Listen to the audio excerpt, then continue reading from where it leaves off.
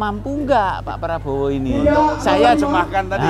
Menerjemahkan apa yang dia sampaikan tadi. Ganjar Pranowo 5,5, 7, 8. oh 8, masih tertinggi. Pilih susu gratis, makan gratis, atau internet gratis?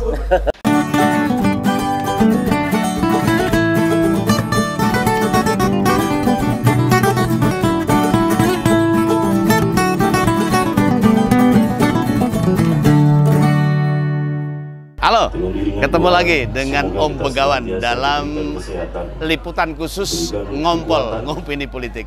Malam hari ini Om Begawan ada di lokasi debat capres yang terakhir. Itu di wilayah Sumber, itu dekat kediaman Pak Jokowi. Bagaimana antusias para warga yang akan melihat debat capres yang terakhir ini. Maka kita nanti akan melihat, akan mendengarkan bagaimana para penonton ini memberikan pendapatnya tentang bagaimana para capres memberikan pendapatnya, memberikan argumentasinya tentang kesehatan, tentang pendidikan, tentang sosial, tentang informasi, teknologi informasi. Dan tentunya sudah ada dendam di antara mereka. Khususnya 01 sama 02. Wah, yang 03 pasti capres yang paling bijaksana. Oleh sebab itu mari kita ikuti bersama-sama dengan Om Begawan, dengan para warga yang menyaksikan debat capres terakhir. Capres, calon pemimpin bangsa Indonesia tahun 2024. Dadah, ayo kita ikut.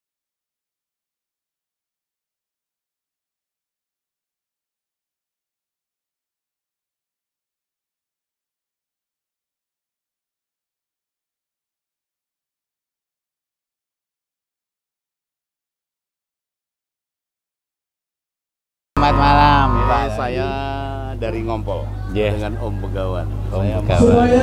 Mendapatkan pendapat panjenengan tentang apa yang sudah disampaikan oleh ketiga calon presiden tadi.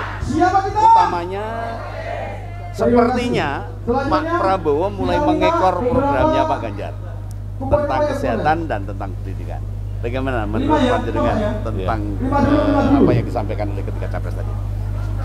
Ya, terutama kalau saya soroti kan program tentang rumah atau fasilitas kesehatan mewah yang dari Pak Prabowo tadi. Itu kan ada puskesmas mewah, rumah sakit mewah, modern. Hanya sesuatu yang utopia. Kita mestinya kan bicara yang realistis saja. Untuk desa-desa ngapain? Yang penting adalah bahwa setiap desa ada satu nakes dan satu fasos. Fasilitas kesehatannya ada, nakes selalu harus ada. Itu aja. Itulah keunggulan dari programnya Pak Ganjar. Ya, nah satu tentang pendidikan. Pendidikan itu Pak Ganjar sudah buktikan bahwa SMK gratis. Betul, itu yang sudah mampu menghasilkan SDM, meskipun itu lulusan dari SMK sudah menyebar. Sudah sangat hebat sekali. Nah, Pak Prabowo kelihatannya masih kebingungan tentang kependidikan itu. Selalu yang ditekankan adalah perbaikan gizi, susu gratis itu kan. Nah, karena ada perbedaan. Kalau saya amati ya Pak Prabowo kayaknya nggak begitu tertarik atau paham, mungkin juga nggak paham juga gitu loh. Jadi tentang pendidikan kan selama ini kita lihat hampir nggak ada program yang dia sampaikan atau beliau sampaikan, terutama yang berhubungan pendidikan tadi. Nah, kalau Pak Ganjar jelas ya, Pak Ganjar yang saya sangat salut adalah program Satu Keluarga Satu Sarjana. Itu sebuah program yang luar biasa dari Pak Ganjar yang mesti kita dukung. Pak Ganjar harus jadi. Jadi ada kesempatan orang miskin, orang tidak mampu menghasilkan satu sarjana. Harus, itu yang itulah tugas negara nanti. Itu dampaknya nanti adalah mendapatkan SDM yang bagus dan bisa pasti memperbaiki perekonomian mereka. Kelanjutannya pasti dampaknya adalah dengan satu keluarga punya satu sarjana, pasti ekonomi keluarga tersebut akan terangkat dengan adanya. Nah, ini perbandingan ini. antara Pak Ganjar dengan Pak Prabowo, kalau dinilai untuk penyampaian visi misinya tentang pendidikan, kebudayaan dan sebagainya tadi seperti apa? Berapa banding berapa ini? Prabowo berapa? Ganjar berapa? Kalau secara pemaparan ya. Kalau pemaparan itu kan sudah didesain by tim. Ya, jadi beliau nggak begitu kalah jauh lah. Ya. Kita baru nanti akan kita lihat setelah. Debat. Nah, debatnya ini mampu nggak Pak Prabowo ini? Saya menerjemahkan tadi. Menerjemahkan apa yang dia sampaikan tadi. Ya, terima kasih. Ya, Nanti akan gitu. kita tunggu.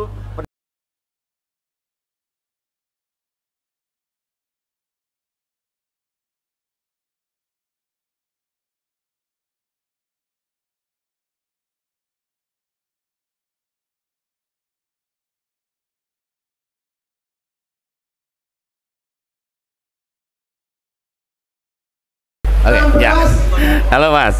Tadi sudah menginjak season kedua. Capres telah memaparkan tentang kebudayaan, kesehatan, dan teknologi. Pak Prabowo selalu mengatakan solusinya adalah makan gratis dan susu gratis. Ini logikanya kan tidak nyambung gitu dengan mengatasi kesehatan, mengatasi kemiskinan dan pendidikan. Nah, menurut panjenengan seperti apa ini program Prabowo yang selalu mengulang-ulang tentang susu gratis dan makan gratis? Dia sedang menegaskan programnya sebetulnya. Ya. Dia sedang apapun, sesi apapun, waktu apapun sedang dia pakai untuk menabalkan Ya. apa yang sedang dia jual. Dia pikir bahwa dengan jualan gratis, makan gratis, susu gratis itu memori warga akan semakin yakin bahwa Program itu baik, bisa mengatasi semuanya. meskipun itu naif juga. Ya. Itu naif juga. Ya. Tapi tujuan dia itu. Ya. Yang berikutnya menurut saya tadi hampir semua calon nggak punya solusi, nggak punya konsep tentang kebudayaan ke depan kayak apa. Iya. Tantangan tentang tegangan budaya, tegangan peradaban yang sekarang ini nggak ada elaborasi. Dari paling parah tadi justru yang ditanya kebetulan Pak Prabowo nggak paham sejak awal gitu, nggak paham sejak awal seperti apa. Mas Anies cuma menegaskan bahwa muara semua pembangunan adalah kebudayaan. Iya. Adalah kebudayaan. Itu masih bisa diperdebatkan. Seperti apa konsep budaya yang ada di kepala dia. Mas Ganjar jauh lebih punya poin dengan menekankan ruang ekspresi untuk mencapai demokratisasi dan birokrat tidak terlalu jauh mengintervensi. Itu lebih menarik. Lebih komplit akhirnya Pak Ganjar Pranowo untuk memaparkan itu. Dari tiga yang ada, Mas Ganjar jauh lebih punya konsep gitu. Oh ya. Saya sebut ketiga-tiganya lemah ya, kebudayaan. Tapi Mas Ganjar jauh lebih konsep tentang bagaimana memberi ruang ekspresi. Dan di visi misi tadi saya lihat juga dua-duanya sama sekali nggak mempedulikan tentang budaya dan kebudayaan itu. Mas Ganjar ada. Ya, Mas Ganjar lebih ada menyinggung tentang budaya itu. Karena memang problem terbesar, salah satu problem terbesar Indonesia saat ini adalah problem soal bagaimana menjaga dan mengurai tegangan budaya akan seperti apa gitu. Transformatif, partikularitatif, atau ya akan ada batas-batas tertentu antara kebudayaan asli dan kebudayaan asing yang itu sangat tidak masuk akal seperti ini. Nah, ini yang belum dielaborasi. Artinya kebudayaan bangsa kita itu tidak sedang baik-baik saja artinya. Bagi saya ya. Iya. Sedang baik-baik saja. Bagi saya ya. Arus informasi, arus digitalisasi dan sebagainya tanpa saringan, tanpa filter itu persoalan. Iya. Itu persoalan. Dan sama sekali nggak ada yang peduli. Iya. Mas Ganjar nggak peduli tadi. Iya. Beberapa kali dia mention itu. Dalam beberapa sesi dia selalu bilang kita beri ruang untuk kebebasan para budaya, kesejahteraan pelaku budaya di semua sesi tadi. Ketika sesi kesehatan dia ngomong juga, visi misi apalagi di depan ada, terus sesi teknologi informasi tadi juga ada, apalagi di sesi ini tadi soal ruang demokratisasi.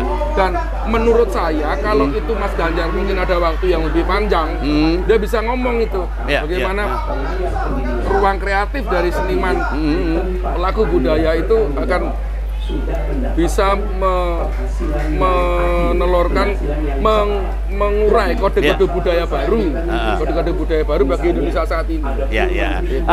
Persentase ini untuk menilai dari ketiga capres 2 sesi tadi, session tadi, nilainya Pak Anies berapa? 3 sesi ya? Ya, 3 sesi. Ya. 3 sesi. Nilainya berapa ini kalau menurut IP-nya lagi terkenal dengan IPK ini? Jadi skala berapa nih? Ya 10. 1 sampai 10. Pak Anies berapa? 7 kali. Pak Anies 7. Ya. Pak Prabowo 5,5 lah. 5,5. Karena ini objektif ya. Iya, iya. Dia tidak punya program. Oke. Dia tadi cuma ngomong itu dia dari debat pertama dia ngomong. Tidak berubah. Pak Ganjar Pranowo 5,5, 7, 8. Oh 8, masih tertinggi. Masih tertinggi karena dia masih punya konsep. Ya, selamat malam Pak. Wah ini debat terakhir ramai sekali.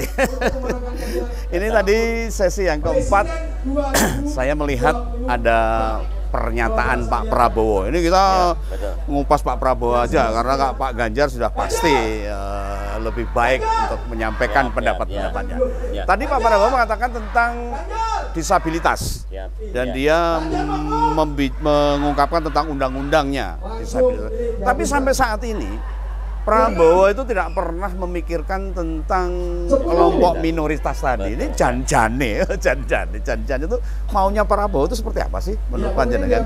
Iya, saya tadi juga mengikuti juga rasa bingung juga bahwa beliau juga mengatakan bahwa undang-undang disabilitas sudah dibuat gitu ya. Tetapi ternyata memang saat ini memang untuk disabilitas itu sangat-sangat kurang di dalam bagaimana pemerintah itu hadir untuk mereka. Gitu.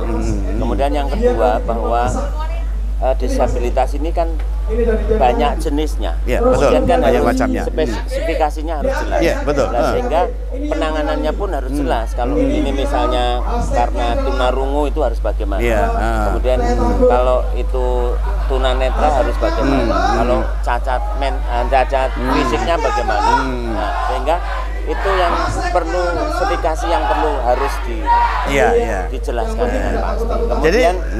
Kemudian yang kedua bahwa ini kadang-kadang kalau ngomong disabilitas itu kan hampir dikebiah-uyah, pokoknya itu orang yang cacat, dan itu nggak seperti yang itu. Berkebutuhan khusus itu khusus, tapi kan mereka kebutuhannya masing-masing, sehingga itu yang perlu untuk bagaimana pemerintah ini memberikan, mengalokasikan. Gitu. Jadi apa yang dilakukan oleh Prabowo itu tentunya tidak ada isinya, tidak ada kosong, hanya teori saja ya. Iya, jadi belum mau berbuat apa untuk mereka itu. Ya. Oke. Ini ada kembali ke belakang, Pak. Pilih susu gratis, makan gratis, atau internet gratis? Loh, kalau menurut saya internet gratis. Oh iya. Pilih internet gratis. Iya, kalau susu gratis terus nanti caranya bagaimana?